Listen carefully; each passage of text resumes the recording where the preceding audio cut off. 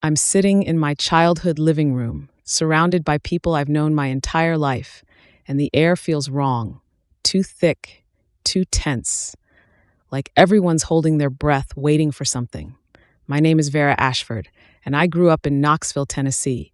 And right now, in this moment, I'm realizing that the emergency family meeting I flew home for isn't what I thought it was. The conversation has been circling for 20 minutes. Vague talk about family obligations and responsibility and supporting each other, and then suddenly it pivots. My sister Delilah leans forward and says something that makes my stomach drop. "This is why we needed you here, Vera." And her tone isn't warm or grateful, it's almost accusatory. And I look around the room slowly, at my mother sitting stiff-backed on the couch, at my brother Thaddeus by the window with his arms crossed, at my Uncle Warren and Aunt Constance flanking the doorway like guards. And I realize with cold clarity that this support meeting was never about helping anyone.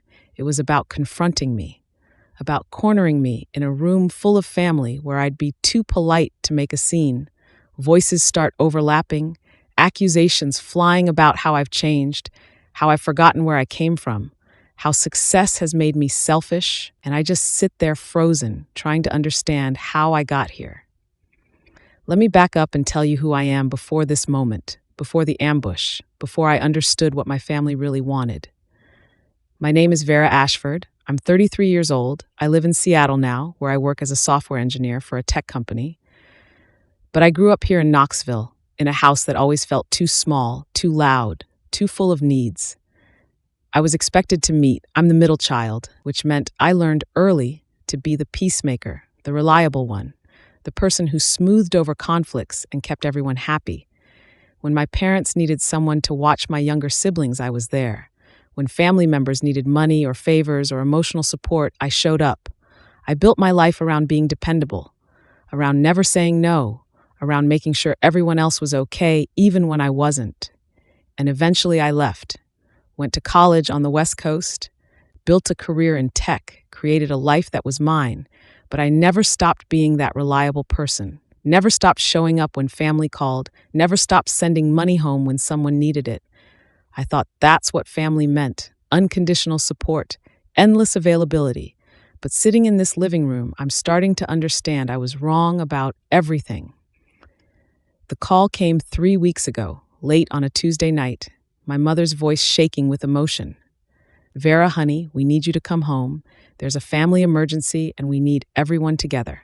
And I didn't ask questions, didn't hesitate, just said of course, and started looking at flights. She was vague about the details, said it was complicated, said she'd explain everything when I got there, said she just needed me home as soon as possible. And the guilt in her voice, the desperation, it activated every instinct I had to fix things, to help, to be the daughter who shows up. I booked a red-eye that left the next evening, told my boss I needed family leave, canceled plans with friends, packed a bag without knowing how long I'd be gone. The whole flight I imagined scenarios: someone sick, financial crisis, relationship drama, death. I prepared myself for grief or chaos, prepared myself to be strong for everyone else, prepared myself to support my family through whatever crisis they were facing, but I never once considered that I might be the crisis they wanted to address, that the emergency was manufactured to get me home, that the support they needed wasn't emotional but financial, and that they'd already planned exactly how to corner me into giving it correctly. From the moment I walked through the door, something felt off. The energy was wrong, strained in ways I couldn't name. My mother hugged me, but it felt performative. My siblings greeted me with smiles that didn't reach their eyes, and no one asked about my flight or my life or how I was doing, which was strange because usually they wanted updates, wanted to hear about Seattle and my job and my life that was so different from theirs. But this time, there were no questions, just vague mentions of the meeting later, of everyone gathering to discuss important matters, of being glad I'd come home. I tried to help with dinner, but my mother said she had it handled. Tried to catch up with Delilah, but she said she was busy. Tried to talk to Thaddeus, but he excused himself to make a call. It was like they were all avoiding me individually, only wanted to face me as a group, and I started feeling anxious. wondering what was coming. What crisis could require this level of coordination? And then I heard my name whispered behind a closed door, heard Delilah's voice say something about making sure she agrees, and my Aunt Constance responding, "She will, she has to." And my stomach turned because they were talking about me, planning something I wasn't part of. The supposed crisis was explained in pieces that didn't quite fit together. My mother said it was about keeping the family house. My uncle said it was about supporting aging parents. Delilah mentioned something about shared responsibilities. Thaddeus brought up old debts I didn't know existed, and every version was different, vague, shifting depending on who was speaking. I tried to pin down specifics, ask direct questions about what exactly was happening, about what help they needed, about what the emergency actually was, but the answers kept changing, kept circling back to family obligation and doing what's right and being there for each other. And then my Aunt Constance said something that made everything click. "Well, this meeting is really about you, Vera," she said. And the room went quiet, all eyes on me. And I realized the crisis wasn't something happening to them. It was me, my presence, my resources, my inability to say no. I was the solution they'd been building toward. And they'd used fear and guilt and manufactured emergency to get me here, so they could spring whatever this was on me when I was surrounded and had no easy escape. At dinner that first night, the mask started slipping. We were all sitting around the table eating my mother's pot roast, and someone made a comment about Seattle, about how expensive everything must be, about how different my life is now. And I agreed politely, said, "Yes, it's expensive, but I love it there." And my brother Thaddeus said something sharp. "Must be nice having all that tech money while the rest of us struggle." And the comment landed heavy, charged with resentment. I didn't understand. I tried to laugh it off, said I work hard for what I have, and Delilah jumped in. "That's what we mean. You think you're better now because you moved away and got successful." And her voice was bitter, accusatory, and I sat there confused because I'd never acted like I was better, never looked down on anyone. I just lived my life, built my career, made choices that worked for me, but apparently those choices were offensive. Apparently success made me a target, and silence filled the table. Everyone watching my reaction, waiting to see if I'd defend myself or apologize or explain. And I didn't know what to say because I didn't understand what I'd done wrong, except exist differently than they wanted me to. I started thinking about past moments I'd dismissed as sensitivity, little comments over the years that stung, but I told myself were jokes. Birthdays, where my presence was expected, but my absence was criticized. Achievements I shared that were met with silence or minimized with comparisons to my siblings' struggles, sacrifices I made that were taken for granted and never acknowledged. Family events where I was simultaneously necessary and resented, needed but not valued. Every visit home where I felt like I was performing some role that never quite fit, and I'd ignored all of it. Made excuses, told myself families were complicated, told myself they loved me even if they didn't show it the way I needed. But now, sitting in this hostile dinner, I understood. The resentment hadn't been building for weeks or months. It had been growing for years. Since the moment I left home, since I chose a different path, since I succeeded in ways they hadn't. And my success wasn't something they celebrated, it was something they resented, something that made them feel inferior or abandoned or judged. And they'd been storing up this bitterness, feeding it with every choice I made that diverged from their expectations, waiting for the right moment to make me pay for it. After dinner, we reconvened in the living room, and that's when someone finally said what this was really about. My Uncle Warren cleared his throat and said in this formal voice, "Vera, we've asked you here because the family needs support, financial support, and given your success and resources, we believe you have an obligation to help." And the word obligation hit me like ice water. Not a request, but an expectation. Not asking, but demanding. And my mother jumped in. "You've done so well for yourself, honey, and we're proud. But family helps family, and right now we need you to step up." And I asked what specifically they needed, what amount, for what purpose. And that's when the numbers started coming.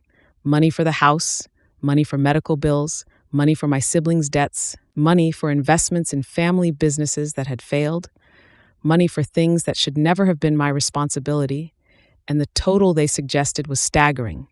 More than I had saved, more than would be reasonable to give.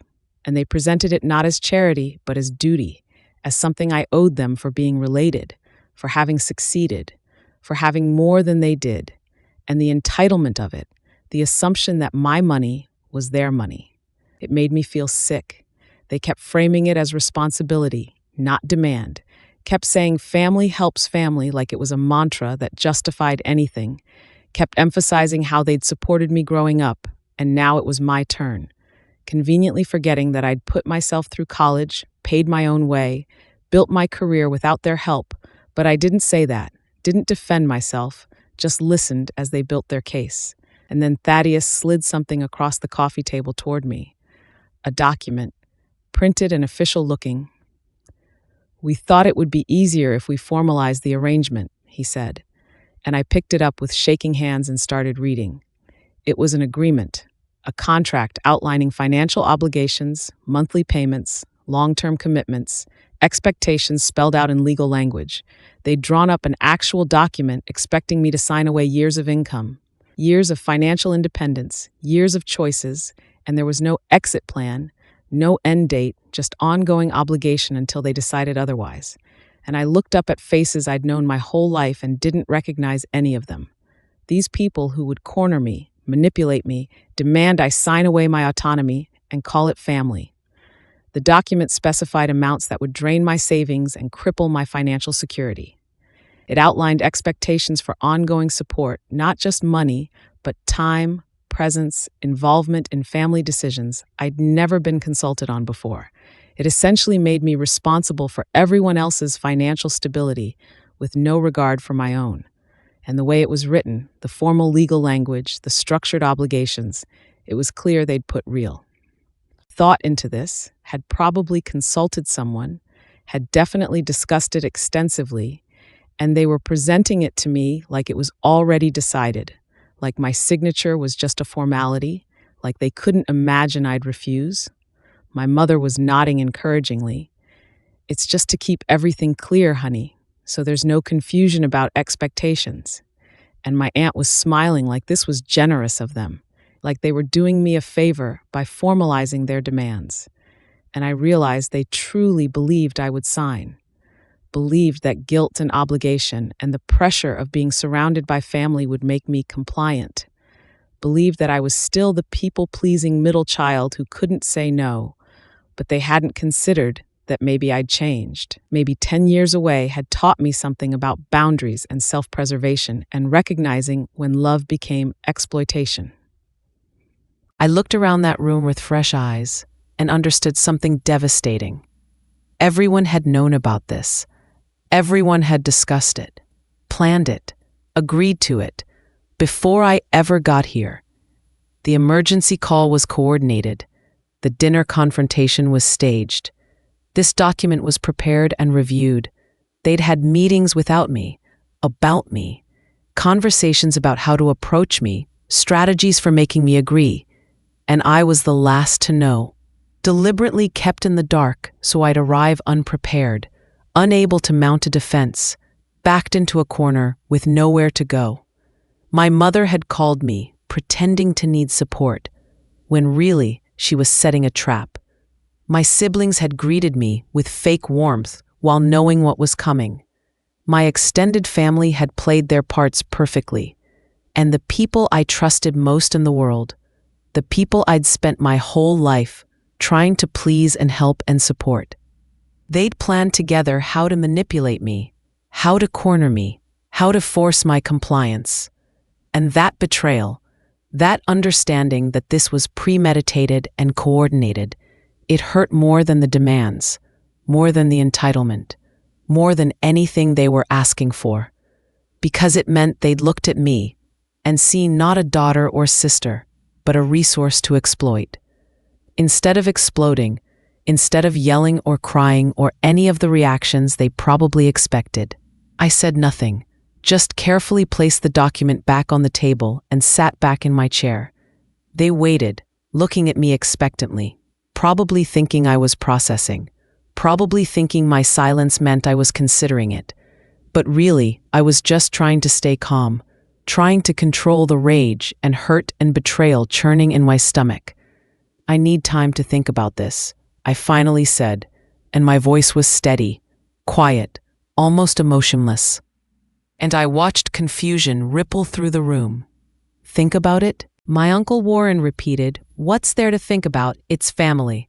And I just repeated, "I need time," and stood up, excused myself, went upstairs to my childhood bedroom, and apparently my calm unsettled them more than anger would have. I could hear them downstairs talking in worried voices. "She's not reacting right," someone said. "Maybe we pushed too hard," someone else worried. And good, let them worry, let them wonder. Let them realize that maybe I wasn't the pushover they remembered, that maybe cornering me was a mistake. My sister Delilah knocked on my door an hour later, came in without waiting for permission, sat on the edge of my old bed. "Vera, we need to talk," she said, and her voice was softer now, cajoling instead of accusatory. "I know this is overwhelming, but you have to understand where we're coming from. Everyone's struggling. You're the only one who's made it. We need you." And she made it sound reasonable, made it sound like refusing would make me a monster.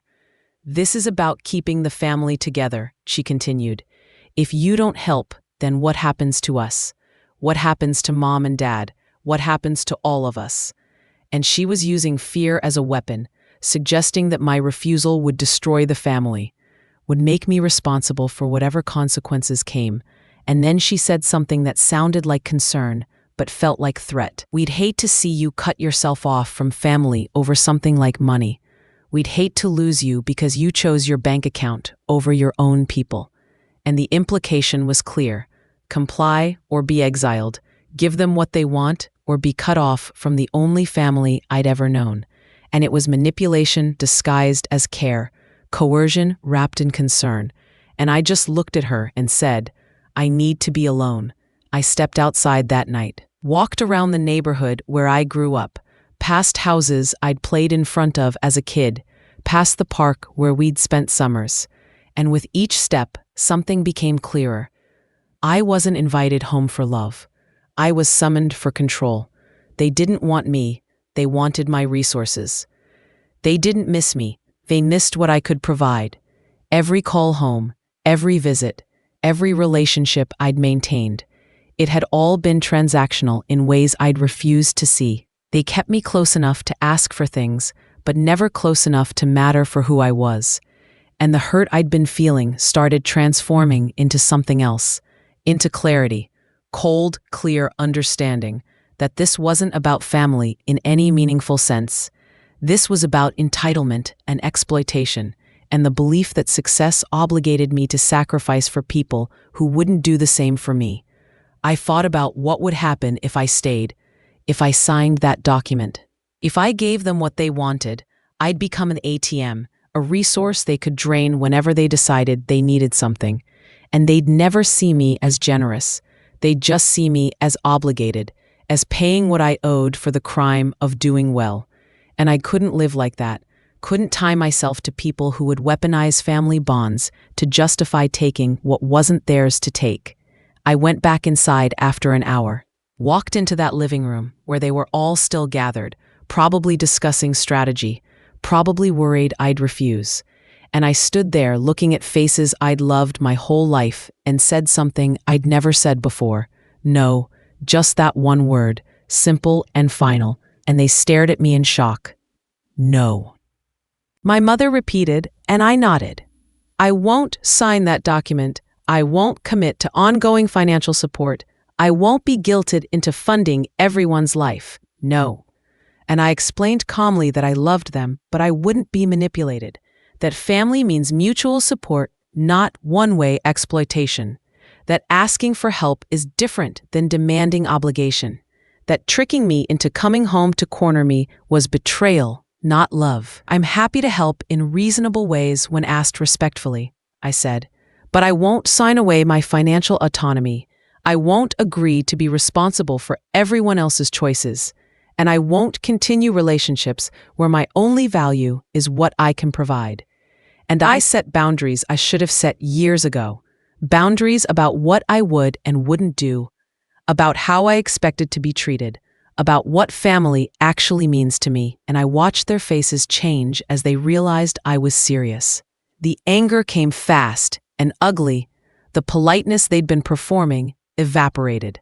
And what was underneath was resentment so deep it felt like hate.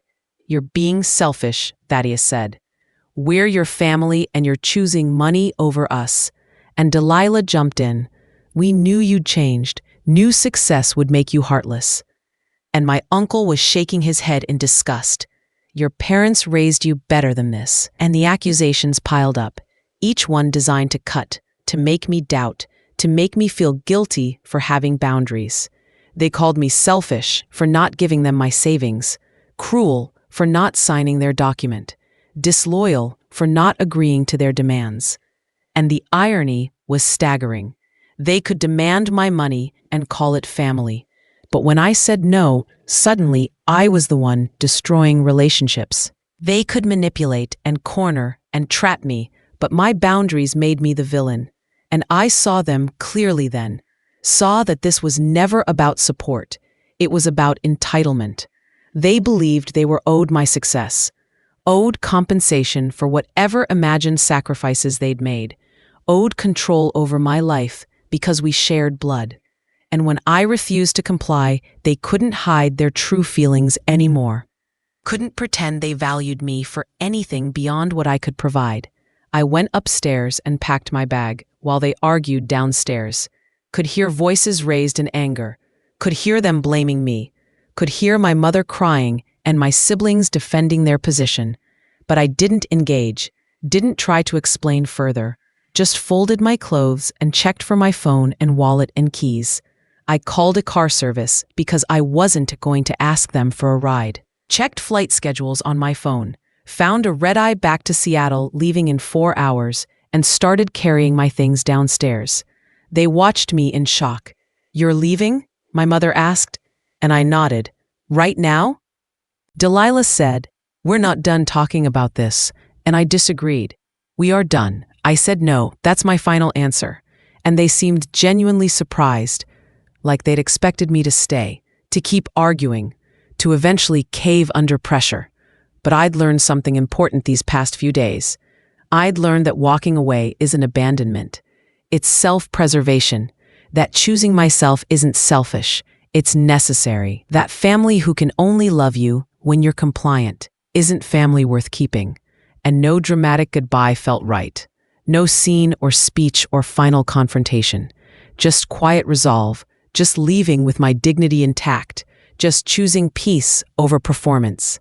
The messages started before I even reached the airport. Texts flooding in. Voicemails accumulating. Everyone suddenly wanting to talk, to explain, to guilt. My mother sent long messages about how hurt she was, how I'd abandoned the family, how she didn't raise me to be cruel. Delilah texted saying I'd regret this, saying family is forever and I was burning bridges I'd need someday. Thaddeus sent angry accusations, said I was dead to him, said I'd always thought I was too good for them.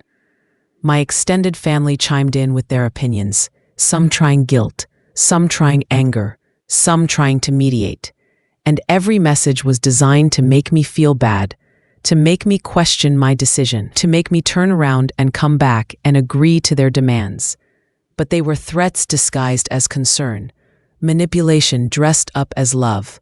And I read them all, felt the familiar pull of guilt and obligation, felt the old programming telling me to fix this, to smooth it over, to make everyone happy even at my own expense.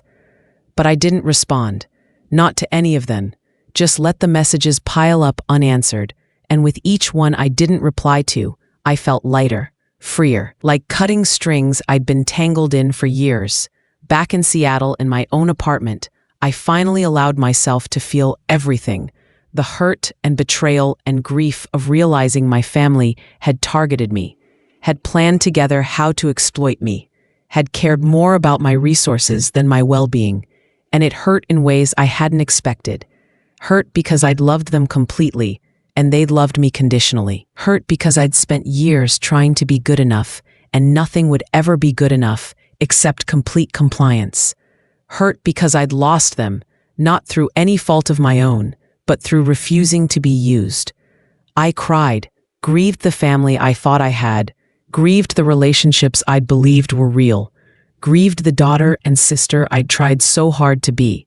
But underneath the grief was something else, something that felt like relief, like peace, like freedom. I'd been carrying the weight of their expectations for so long, always trying to prove I hadn't forgotten them, always trying to show I still cared, always trying to be enough.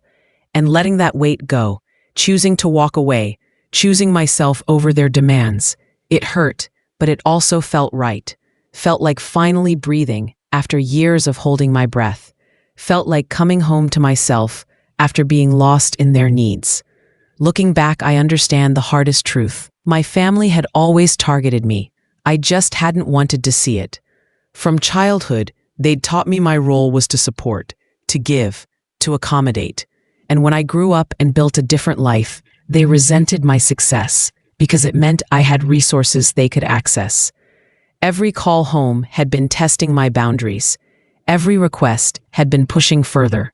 Every visit had been conditioning me to accept that my value was in what I provided. And this intervention, this manufactured emergency, this confrontation, it wasn't new. It was just the most blatant version of what they'd been doing all along. They'd been taking from me for years and calling it family.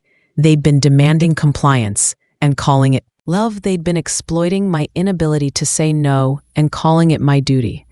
And I'd let them because I desperately wanted to believe that family meant something more than transaction, that blood meant loyalty, that the people who raised me valued me beyond my bank account. But they didn't. Maybe they never did.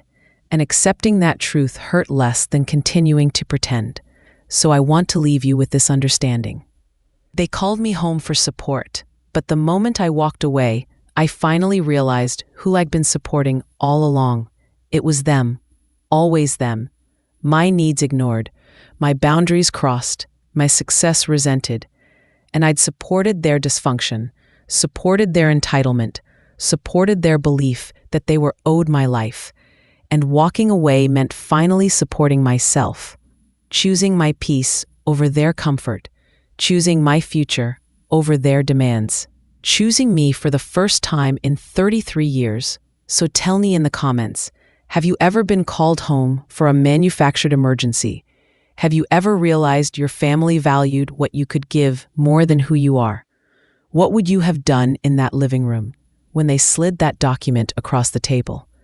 Would you have signed to keep the peace, or would you have walked away like I did?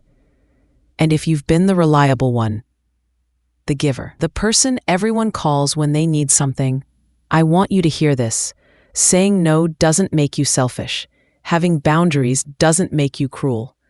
Choosing yourself doesn't make you a bad person. It makes you someone who finally understands that family is about love, not leverage, about mutual support, not one-way exploitation, about relationships built on respect, not obligation. Share this if you've ever felt guilty for protecting yourself from people who claimed to love you. Comment below with your story, because maybe it will help someone else recognize when support becomes manipulation, when family becomes exploitation, when love becomes control. And remember this, the people who truly love you won't need to trick you into coming home, won't need to corner you to get what they want, won't need to threaten exile to force compliance. Real family celebrates your success, respects your boundaries, and values you for who you are, not what you can provide. And if that's not what you have, then walking away isn't abandonment, it's freedom, and you deserve that freedom just like I did.